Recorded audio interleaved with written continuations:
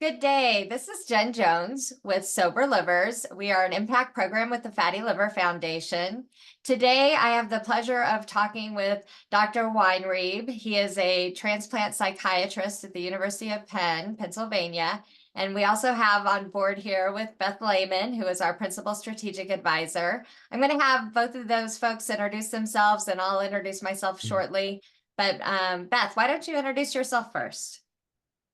Hey, yeah, I am a transplant recipient that got my liver transplant in April of 2021. My liver disease was caused by alcohol, and I drank for many, many years and did not realize the damage that it was doing to my body. But I had my transplant. I also, during my transplant evaluation, it was uncovered that I had liver cancer. So not only had the cirrhosis already taken over my liver, but I had five tumors of liver cancer. So I went through that treatment as well prior to my transplant. But since then, I've had a fantastic post transplant life. I'm excited to be here working with you guys and giving support to those folks out there that need us right now. Thanks, Beth. I really appreciate she has been just a star in the sky for me to look at night because she has been so supportive of what we are doing here at Sober Livers.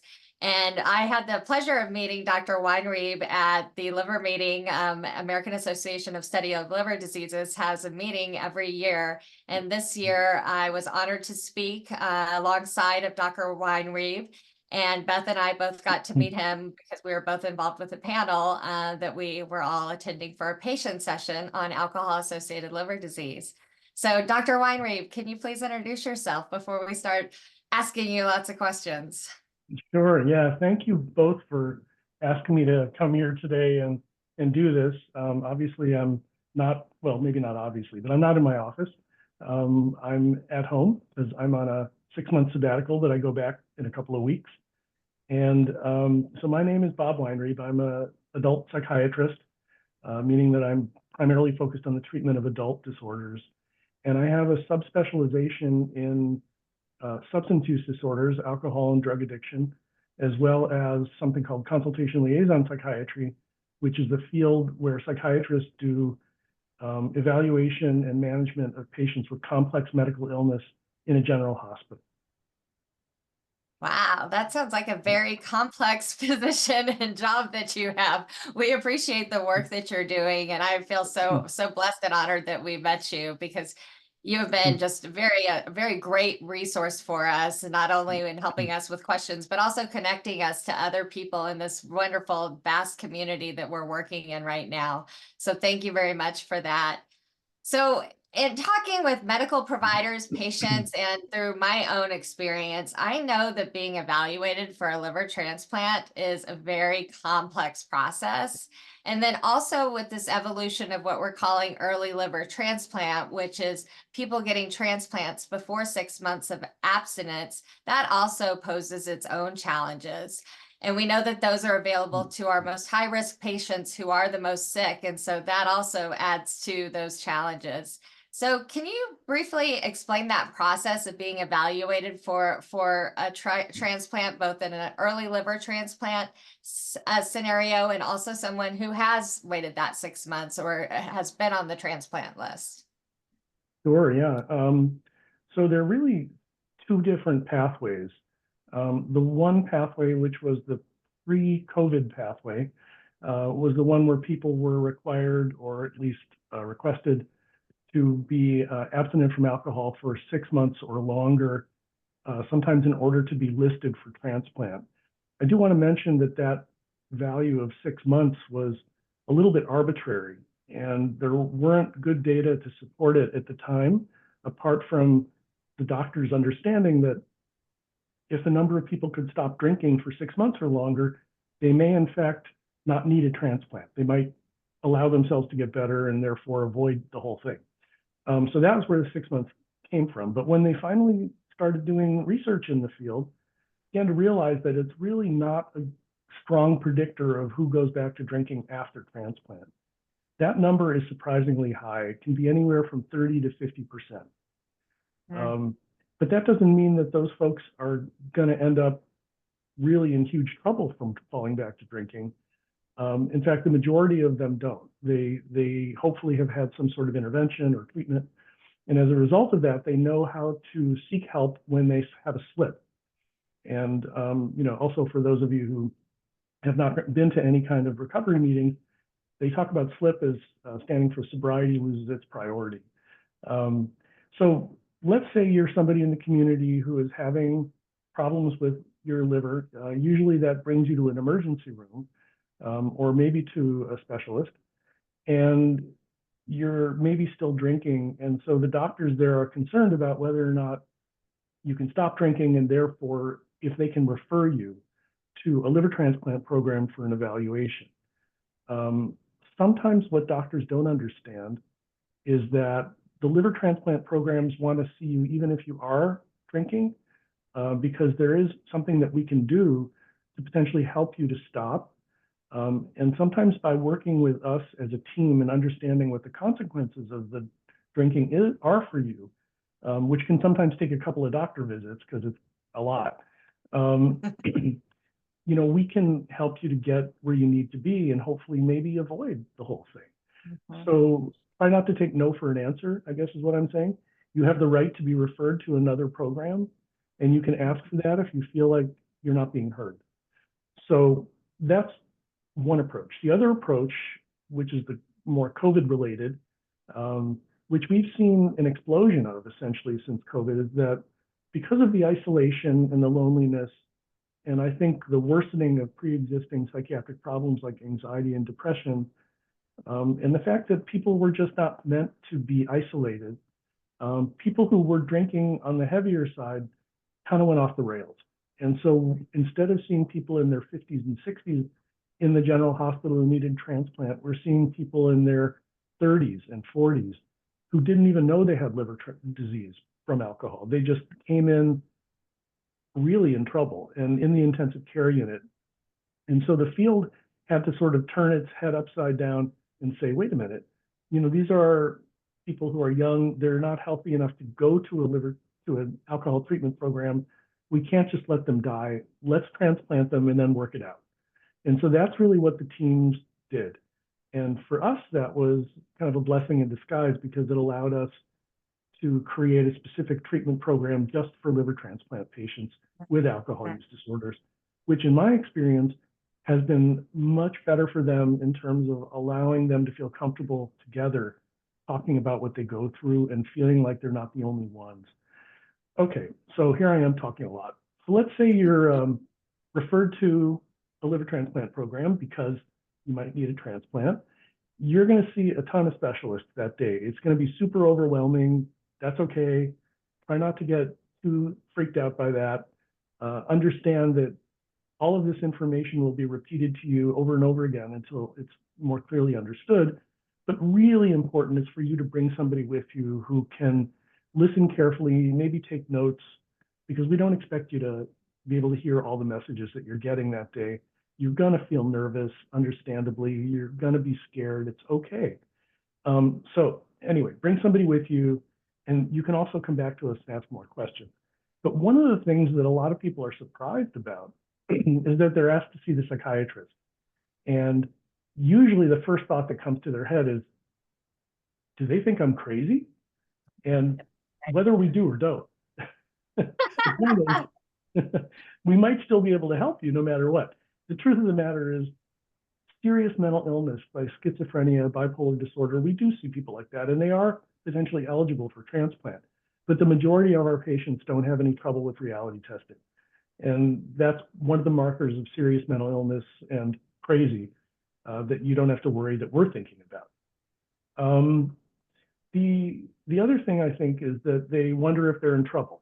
Like, what did I do wrong for them to sick the psychiatrist on me? And again, the answer is, you didn't do anything wrong.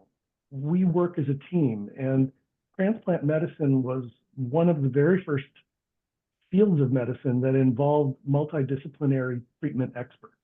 And so psychiatrists and psychologists have been at the table with transplantation medicine since the very beginning because of how complicated and difficult it is, and because the number one reason for transplant in this country is alcohol.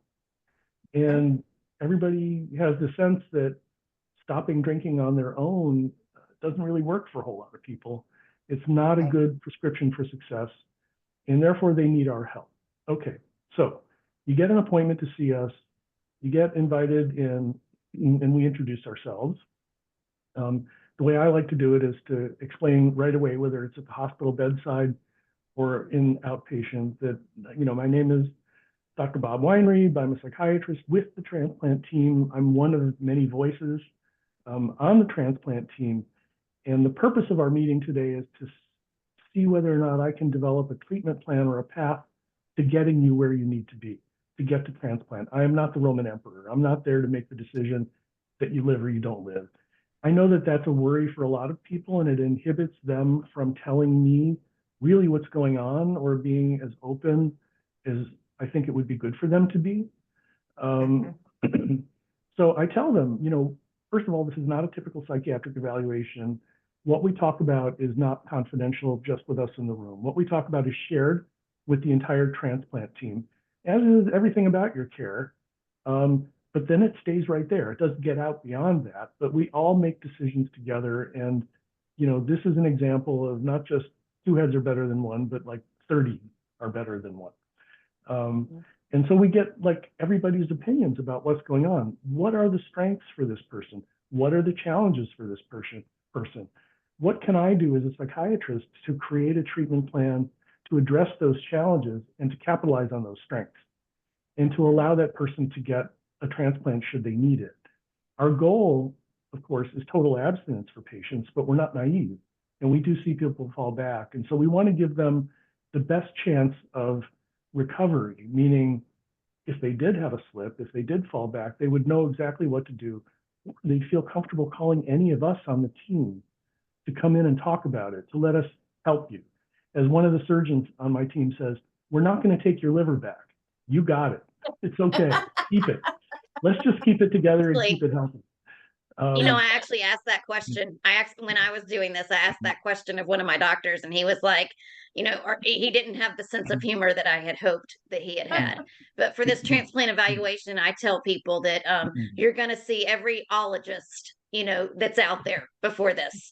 And, we've already been talking for almost 13, 14 minutes here now. So, Jen, did we want to go into more specific questions about some pre-transplant things that we wanted Dr. Weinrieb to talk about? Yeah.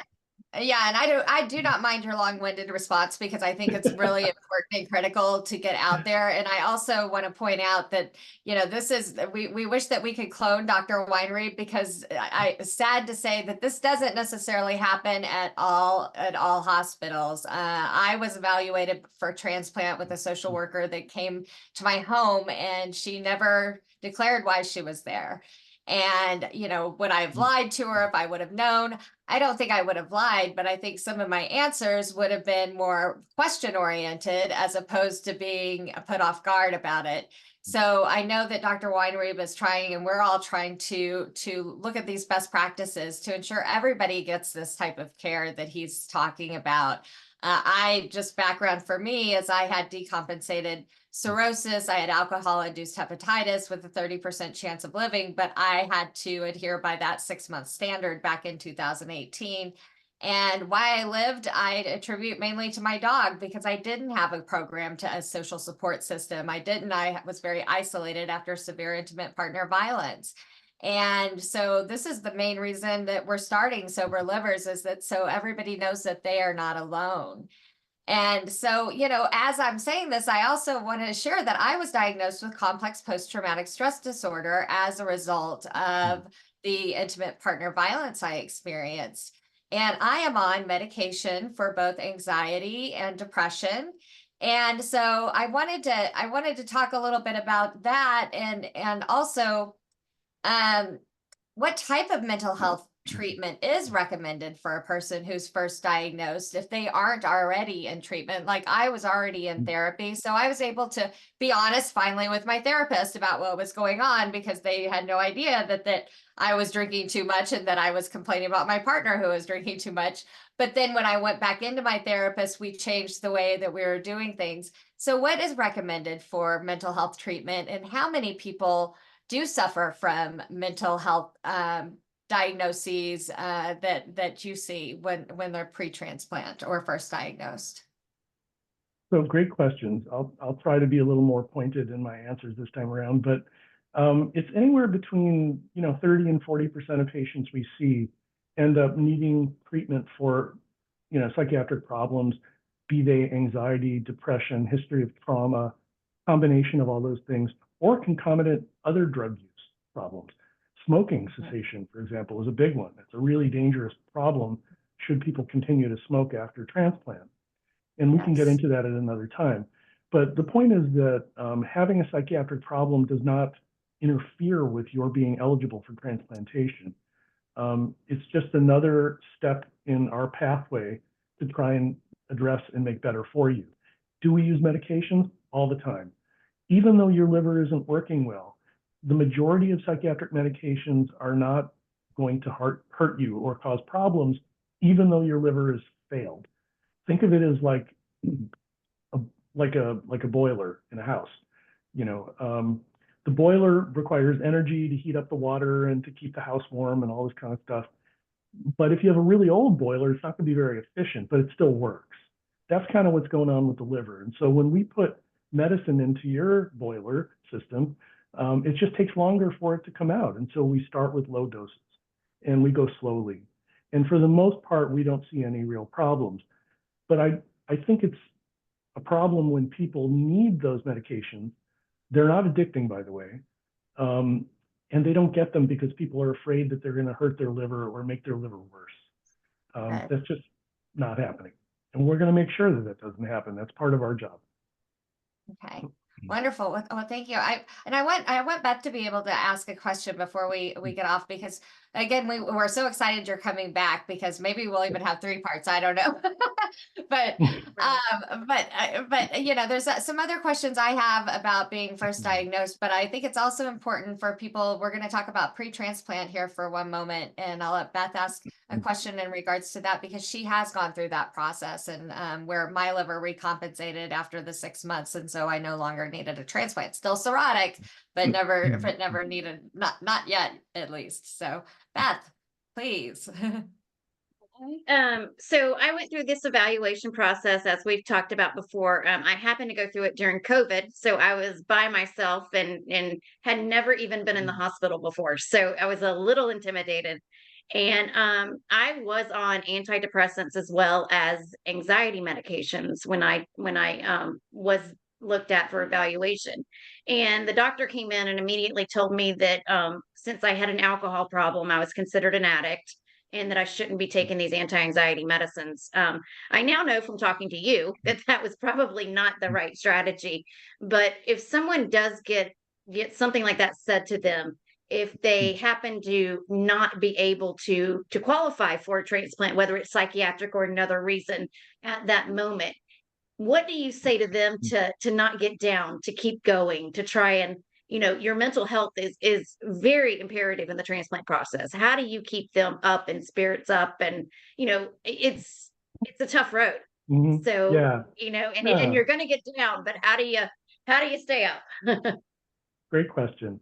I mean, just a little bit about the medication issue. Some anxiety medicines can make like confusion, hepatic encephalopathy far, far worse, but we have alternatives. And so that's kind of how I would have approached it. This may not be the best one for you, but let's talk about what else we can do to help you. So that's one thing. I think it's important to try to keep your head up and keep going, because there are so many good treatments available. And because at these centers, this is all we do. This is what we specialize in. And we see people with all manner of severity of their liver disease. And our whole overall goal is to figure out ways of helping them. And it may be that one program has got more resources to do that than another one, and that you are eligible for that, and you deserve to have an evaluation at a place like that. Hope is a wonderful predictor of survival. And so I'm really big on helping people stay hopeful. We can't predict the future. We don't know for sure how you're going to do. We have a good idea, but we could also be wrong. And we don't want to take away your hope. We want you to keep plugging away as best you can, when within reason.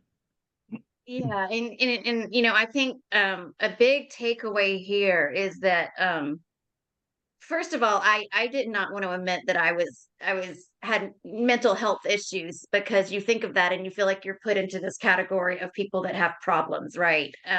But it's sounding like people that are on mental health drugs, whether be it anxiety or depression or something like that, and need a transplant, that can work together, that they don't need to be afraid that, okay, I'm going to have to give up this for this, if they do have mental health drugs that are helping them at the moment.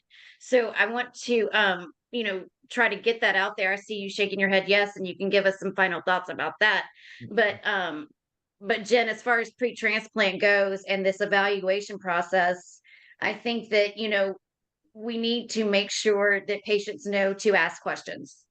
First of all, you know, and I always encourage people to take a book with them to write down all of this stuff, because you will see every ologist, like I said. But I want to let Dr. Weinrieb have some final thoughts here. But what is, I would say, when you meet a new patient for the first time, you know, what's the one thing that you might like to tell them that would put them into that hopeful category? You know, what would you leave them with? Because you're an upbeat guy. You know, we've been talking to you now since we met you in November, and you're such an upbeat guy. So I would love to hear like what you would tell a patient that's, you know, you're walking out the room. So what are you saying to them? Well, if they're already on psychiatric medication, certainly I'd reassure them that that's not a contraindication for transplant. And if they need them, it's also not a contraindication. We treat people with all kinds of problems. If they have diabetes, if they have hypertension, those don't rule them out necessarily either. And we manage them. And that's no different for psychiatric problems. So that's one thing. The other thing I would say to them is that you're probably going to be asked to get some sort of support for the alcohol if you've never had any treatment for that. Again, the purpose of that is to reduce the risk of returning to drinking, or if, God forbid, you did return to drinking, that you didn't fall off a cliff from it, that you knew where to turn for help. So those are the main things. And let us help you find something that suits you, that fits you. Not every program or every AA meeting is going to fit every person. That doesn't mean there isn't one out there that will help you. There is. Right. And so my feeling is, take care of yourself first, and let's just work together and see how it goes. But don't just quit because you don't think you're going to make it, or because you think that we feel something about you that isn't true. Like, a lot of people feel very guilty and ashamed on their own. We certainly don't want to make that worse. Absolutely. Yeah, my husband always tells me, he says, don't make assumptions of what other people are thinking of you. And I do that a lot, unfortunately. And so I think that's a very good point. So Jen, I'll turn it back to you. Yeah, very common. Yeah. Oh, go ahead. No, go ahead. Go ahead. Oh, I was just gonna say that, dismantling stigma and providing that social support at Sober Livers, that is our mission. And that's why we're putting together groups, and we're going to have group support systems for people so that they get the social support they need to find their own alcohol recovery pathway, because I do know it's different for everyone. And as you say, there's a lot of different ways, and we want to provide those resources as being, you have a lot of alternatives. If one doesn't work, don't give up, because there's going to be something out there for you that will meet your needs and meet your lifestyle and be able to work with you. And so with that said, I want to close up with any final thoughts that you would have, Dr. Weinrieb, if for any of the patients or even providers that may be out there searching for answers as to how to address and really help their patients. Oh, there's too many things.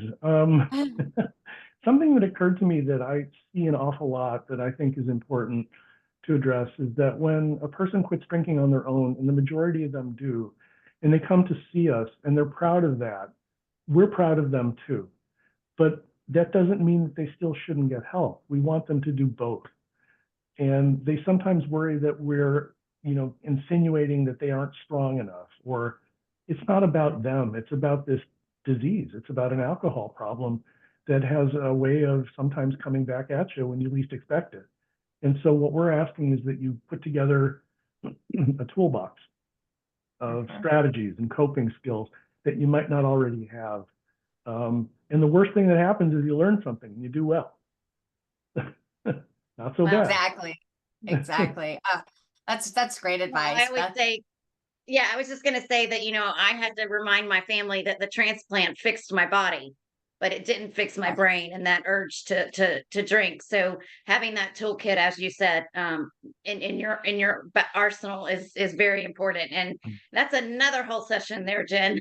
We keep adding to our Right. list here. Yeah, and I was gonna add in closing, the next time that you come on, Dr. Weinrieb, one thing we didn't talk about is the alcohol use disorder drugs that are out there to help with the suppressing that urge that are very underutilized. And I would love to get your take on that and how we're trying to train hepatologists and other professionals to actually be able to prescribe these drugs so that we can really help people, with that step, that very hard step many people find themselves in, because alcohol is so addictive and it's accessible and it's legal and it's at every corner for many communities. And the urge to drink, I mean, you see it in commercials. So I'd like to delve into that as well with you the next time we talk, but this has been amazing. I greatly appreciate all the work, first of all the work that you're doing to really make an impact on how we are treating people with alcohol associated liver disease with the respect and dignity that they deserve to have, and helping them to take their agency back and reclaim their agency to know that they can do this and that we can do this. I'll include myself in this, that we can all do this. So thank you so much. I really appreciate you. Oh, you're very welcome. It's my pleasure, Thank really. Well, thank you so much.